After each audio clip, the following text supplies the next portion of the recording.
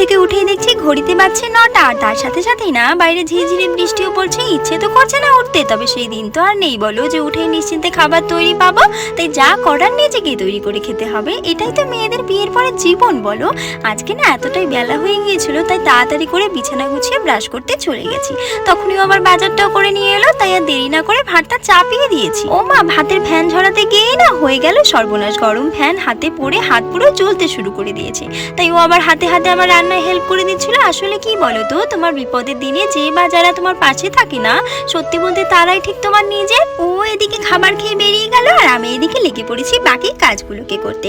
আর জানো তো, আজকে না একদমই ইচ্ছে করছিল না কিছু করি, কিন্তু বাড়িতে সবটা সামলে আবার যেতে হবে একটা দোকানে নতুন সংসারের জিনিস নিতে।